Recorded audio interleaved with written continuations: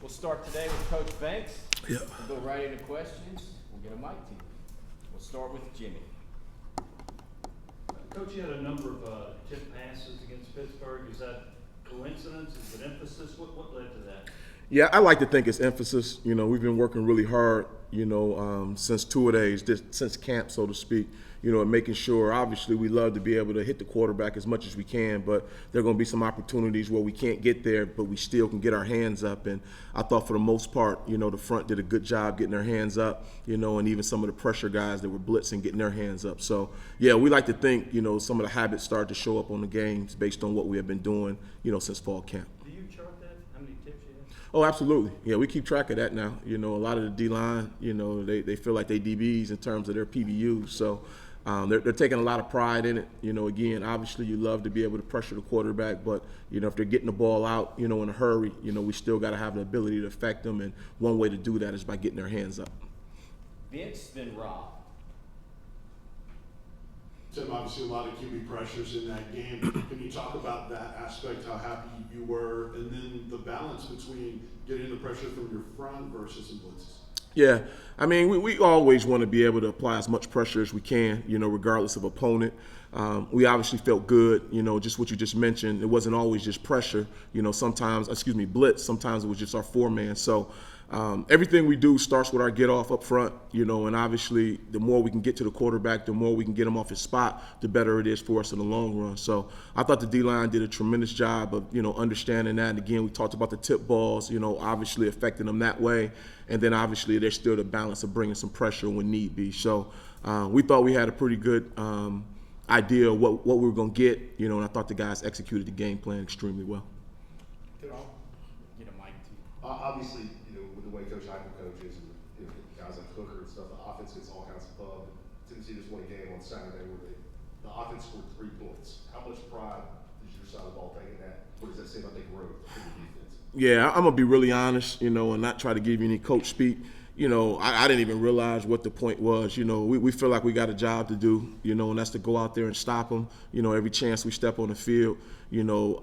I'm very rarely on Twitter that way. I don't read those things, and, I really talk the same way to the defense. So, we have one of the best, most prolific offenses in the country. We know that, but we obviously have a lot of pride in what we do on defense as well. But we don't get into, how many points they scored or didn't score, things of that nature. We just know anytime we get a chance to, have a positive impact on the game, that's what we're trying to do. And we're obviously fortunate enough to have a positive impact this Saturday. Adam, then Ben.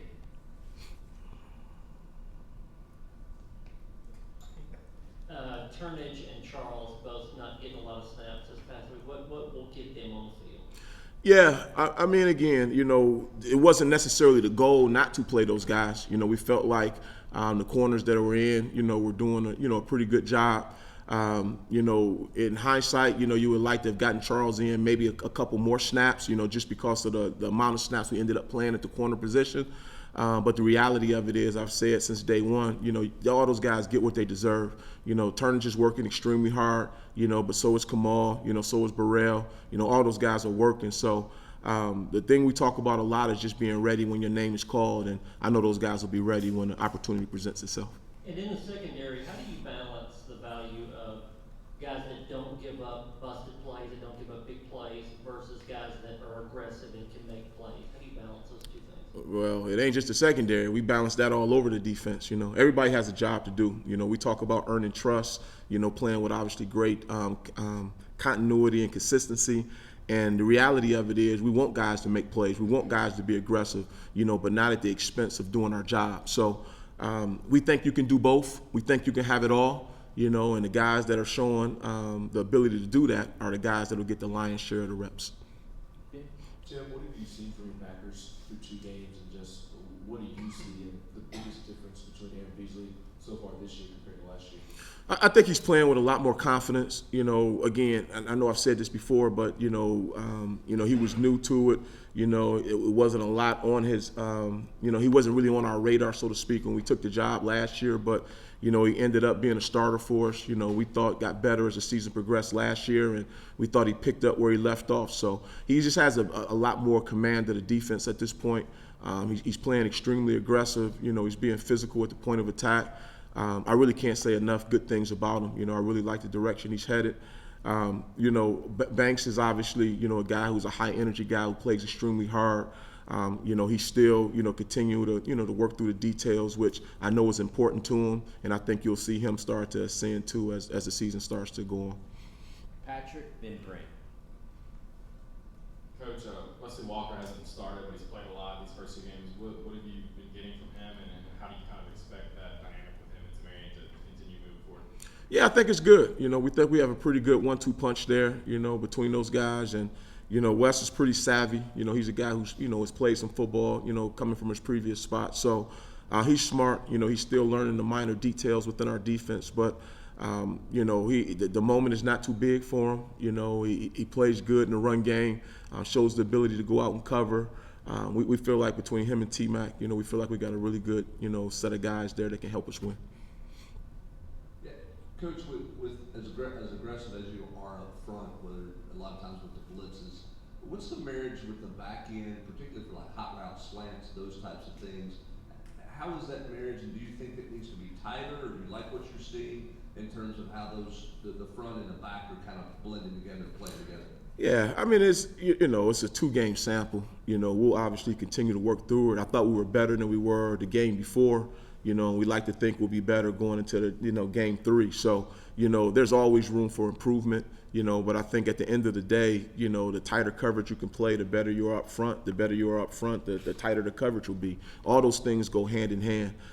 But our identity, obviously, is we are a pressure team. You know, we're going to continue to pressure, you know, whether it's bringing 5, 6, you know, whether it's 3D, whether it's man, you know, et cetera. So, obviously, we can expect the ball to come out quicker than, you know, maybe against some other opponents. And with that being said, we got to obviously be able to take advantage of it with tighter coverage when it's appropriate. To the back, Karthik, and then Kelly.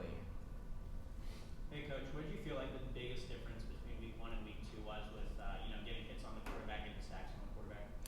Yeah, like I said, every game's a different game. You know, every offense has a different approach. You know, I said it earlier. You know, you guys asked. You know, the ball came out extremely quick. You know, against the first opponent we had. These guys, you know, wanted to push the ball down the field a little bit more, so they held it.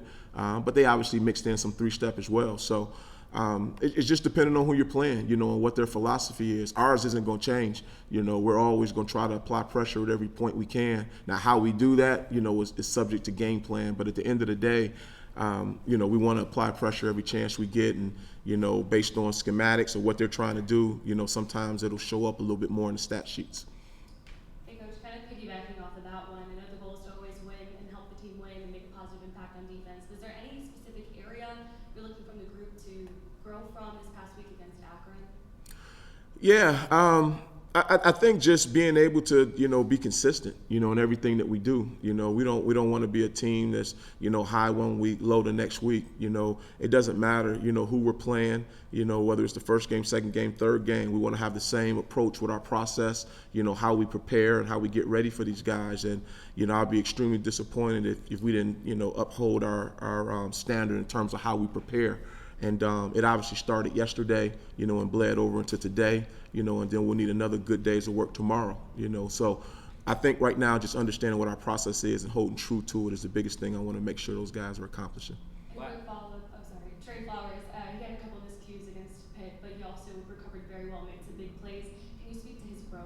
Yeah, I think it's, you know, a sign of maturity because there were, just like there are in life, you know, there are going to be some ups and some downs, and how you handle it, you know, will determine, you know, where you go from there. And I thought, you know, he didn't panic, he didn't drop his head, you know, he stayed the course, you know, and he obviously, you know, made some key plays down the stretch, you know, to give us an opportunity to win.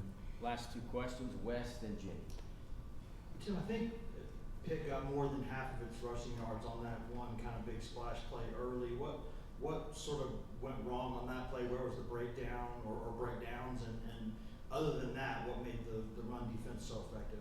Yeah, you know, we just had a misfit. You know, the reality of it is, and, you know, that's typically how it always is. Very rarely is, you know, with teams just beat you. Usually you beat yourself, and unfortunately we beat ourselves on that particular play. But I think at the end of the day, you know, as much pressure as we want to be able to inflict, which is in our DNA, you know, also being able to stop the run. You got to be able to make teams one-dimensional best you can. You know, again, how you do that, whether it's games, whether it's pressure, you know, et cetera. but we don't want to allow guys to run the ball, you know, so we're going to do everything in our power to try to negate the run game, and, you know, we're very fortunate to be able to do that last week. Team, you knocked out the starting quarterback, played against the second string quarterback the second half. Do you change your defensive approach based on going from one quarterback to the next, or do you go in with the same game plan and say, hey, this is what we've got drawn up and it doesn't matter who the quarterback is? Yeah, the core values of what you want to do, whether it's stopping the run, how we want to pressure, doesn't change. But the reality of it is, you know, what kind of quarterback is he? You know, what does he do well? Our scouting department does a tremendous job of preparing us, you know, and going through their personnel, you know, week by week, you know, what we can expect when this running back's in the game, what can we expect this tight end, and the quarterbacks are no different. So we have a thought process, you know, on what we think his strengths and weaknesses are, and we try to, you know, attack them accordingly. Thank you, Coach.